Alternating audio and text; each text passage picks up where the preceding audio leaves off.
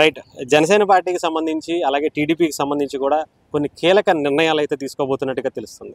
ముఖ్యంగా కొంత నామినేటెడ్ పోస్టులకు సంబంధించి జనసేన పార్టీ అగ్రనేతలకు అంటే ఎవరైతే జనసేన పార్టీ కోసం ఎమ్మెల్యేలుగా ఎంపీలుగా పోటీ చేయాల్సి ఉండి కూడా త్యాగం చేసినటువంటి వ్యక్తులకు ఈసారి ఎమ్మెల్సీ అలాగే రాజ్యసభకు పంపించే అవకాశాలు ఉన్నట్టుగా అయితే తెలుస్తుంది. అందులో ముఖ్యంగా నాగబాబు గారు, కొణిదెల నాగబాబు గారి గురించి మనందరికీ తెలుసు. ఆయన అనకాపల్లి నుంచి పోటీ చేస్తారని ఆల్మోస్ట్ కన్ఫర్మ్ అయిపోయినా కూడా ఆయన ఎన్డీఏ కూటమి కోసం ఆయన త్యాగం చేసి పవన్ కళ్యాణ్ గారి గెలుపు కోసం పిఠాపురంలోనే ఆయన ఫ్యామిలీని అందరినీ కూడా ఇక్కడికే తీసుకొచ్చి మరి ప్రచారం చేయటమే కాకుండా అసలు ఒక కీలకమైనటువంటి టర్నింగ్ అంతా కూడా నాగబాబు గారు చూసుకున్నారనుకోవాలి. ఎందుకంటే జనసేన పార్టీకి పిఠాపురం అంత ప్రతిష్టాత్మకమైనటువంటి విజయాన్ని అందించడంలో ఒక కీలకమైనటువంటి వ్యక్తి నాగబాబు గారు.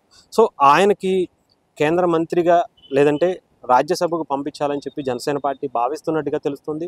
అందుకు ఆల్రెడీ కేంద్రం కూడా ఒప్పుకున్నట్టు అలాగే టీడీపీ కూడా ఒప్పుకున్నట్టుగా తెలుస్తుంది. సో ఏదేమైనా సరే నాగబాబు గారికి ఆల్మోస్ట్ ఎక్కువ శాతం అయితే కేంద్ర మంత్రిగా అలాగే ముందు రాజ్యసభకి అంటే ఎంపీగా వెళ్ళే అవకాశం అయితే చాలా ఎక్కువగా ఉన్నట్టు తెలుస్తుంది. అందులో ఆయన అంటే ఇప్పటివరకు జనసేన పార్టీకి ఒక్క కేంద్ర మంత్రి పదవి కూడా ఇవ్వలేదు కాబట్టి అది నాగబాబు గారి కోసమే రిజర్వ్ చేశారని చెప్పి చాలామంది అనుకుంటున్నారు. సో ఏదేమైనా సరే నాగబాబు గారికి పడిన కష్టానికి నిజంగా అంటే ఒక పవన్ కళ్యాణ్ గారి అన్నగా కన్నా ఒక నిస్వార్థంగా జనసేన పార్టీకి ఒక నాయకుడిగా పనిచేసినటువంటి వ్యక్తి ముందుండి చాలామందికి ఎవరికి ఏం చెప్పుకోవాలో తెలియకపోతే ఆయనే నేను ఉన్నాను పార్టీని నేను ముందుకు అంటే అన్ని పవన్ కళ్యాణ్ గారే చూడలేదు. సో కొంతమంది ఎవరో ఒకళ్ళు రావాలి.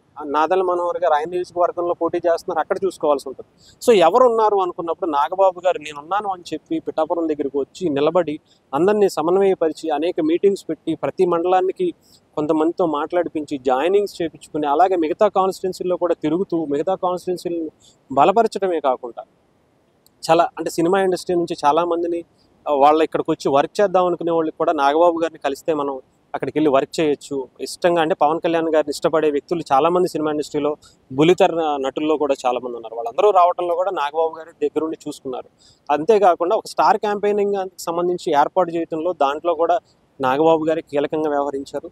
అనేక మందిని అక్కడి నుంచి తీసుకొచ్చి అంటే వాళ్ళు ఇండివిజువల్గా వచ్చినా కూడా ఇక్కడ ఎవరిని కలవాలి ఏం చేయాలి అనుకునే వాళ్ళకి నాగబాబు గారే పెద్ద దిక్కుగా ఉన్నారు. అంతేకాకుండా ముఖ్యంగా కార్యకర్తల్లో ఇక్కడ ఉన్నటువంటి పిఠాపురంలో నియోజకవర్గంలోనే కాకుండా కాకినాడ జిల్లా మొత్తం కాకినాడ ఎంపీగా పోటీ చేసినటువంటి తంగెళ్ళ ఉదయ్ గారికే కాకుండా అనేక మంది నాయకులకి ఎమ్మెల్యేలకి వాళ్ళందరికీ కూడా పవన్ కళ్యాణ్ గారు అంటే అన్ని చోట్ల ఉండలేరు కాబట్టి నాగబాబు గారి దగ్గరికి వెళితే మనకి సమస్య పరిష్కారం అవుతుంది, మనకి ఏం చేయాలో తెలుస్తుంది అని చెప్పి ఆయన ఒక తల్లో నాలుకలాగా ఉండే వ్యక్తి అయిపోయారు జనసేన పార్టీ. సో ఈసారి నాగబాబు గారికి మాత్రం 100% ఇవ్వాలని చెప్పి చాలామంది అనుకుంటున్నారు. డిమాండ్ చేయటం అనేది కాదు కానీ అది ఆయనకి ఆయన దానికి డిజర్వ్డ్ అని చెప్పి అనుకోవచ్చు. అంతేకాకుండా అనేక మందికి ఎంపీ ఎమ్మెల్సీలు కావచ్చు అలాగే టీటీడీ చైర్మన్స్ కావచ్చు వీటన్నిటికీ కూడా జనసేన పార్టీ కూడా ముందుకు వస్తుంది. ఎందుకంటే జనసేన పార్టీ ఇప్పటికే చాలా వరకు త్యాగాలు చేసినటువంటి నాయకులు ఎక్కువ మంది ఉన్నారు. అందులో ముఖ్యంగా జనసేన పార్టీ నుంచి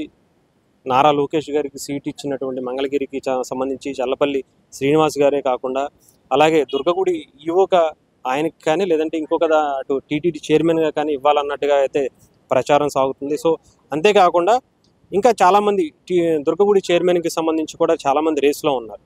అంటే చాలామంది సైతం శంకర్ అని కావచ్చు అలాగే అమ్మిశెట్టి వాసు గారు కావచ్చు ఇలా కొంతమంది కాపు కార్పొరేషన్ చైర్మన్గా లేదంటే టీటీడీ చైర్మన్గా లేదంటే ఇంకొక అంటే చాలా నామినేటెడ్ పదవులు అయితే ఉంటే దాంట్లో కూడా జనసేన పార్టీకి ప్రాధాన్యత ఇవ్వాలి అని చెప్పి టీడీపీ కూడా భావిస్తున్నట్టుగా తెలుస్తుంది. ఎందుకంటే చాలామందికి ఇప్పటికే గతంలో ఎమ్మెల్యే టికెట్లుగా ఆశించిన వారు అందరూ కూడా అప్పుడు భంగపడినా కూడా జనసేన పార్టీ కోసం చాలా బలంగా నిలబడిన వ్యక్తుల్లో చాలా ఎక్కువ మంది ముఖ్యంగా జనసేన పార్టీకి అమ్మిశెట్టి వాసు గారు లాంటి వ్యక్తులు ఉన్నారు. ఎందుకంటే ఆయన కృష్ణా జిల్లాలో చాలా బలమైన నాయకుడు, ఆయన పార్టీ కోసం ఎంతో బలంగా అక్కడ ప్రచారం చేసినటువంటి వ్యక్తి. సో ఏదైనా సరే ఈసారి ఆయనకు కూడా ఒక మంచి అవకాశం వస్తుందని చెప్పి చాలామంది అనుకుంటున్నారు. అలాగే చాలామంది పవన్ కళ్యాణ్ గారి కోసం జనసేన పార్టీ కోసం కష్టపడిన వాళ్ళు అలాగే ఇక్కడ పిఠాపురానికి సంబంధించి కూడా పవన్ కళ్యాణ్ గారి గెలుపుకు ఆయన టికెట్ త్యాగం చేసినటువంటి వ్యక్తి వర్మ గారు కూడా ఆయనకు కూడా ఎమ్మెల్సీ ముందే పవన్ కళ్యాణ్ గారు అలాగే చంద్రబాబు గారు కూడా హామీ ఇచ్చినట్టుగా తెలుస్తుంది. దానికి తగ్గట్టుగానే వర్మ గారికి ఈసారి ఎమ్మెల్సీ అయితే మాత్రం వస్తున్నట్టుగా అయితే తెలుస్తుంది. అయితే మిగతాకు సంబంధించి కూడా అటు టీటీడీ చైర్మన్ కాపు కార్పొరేషన్ చైర్మన్ అనేక చైర్మన్స్కి సంబంధించి కూడా దుర్గగుడి చైర్మన్ కావచ్చు, అనేక టెంపుల్స్కి కావచ్చు, అనేక నామినేటెడ్ పోస్టుల మీద కూడా జనసేన పార్టీ ఈసారి బలంగా కనిపించబోతుంది. అలాగే రేపు రాబోయేటువంటి అనేక ఎలక్షన్స్లో కూడా జనసేన పార్టీ బలంగా ముందుకు వెళ్లాలన్న యోచనలో అయితే జనసేన పార్టీ కనిపిస్తున్నట్టుగా తెలుస్తుంది.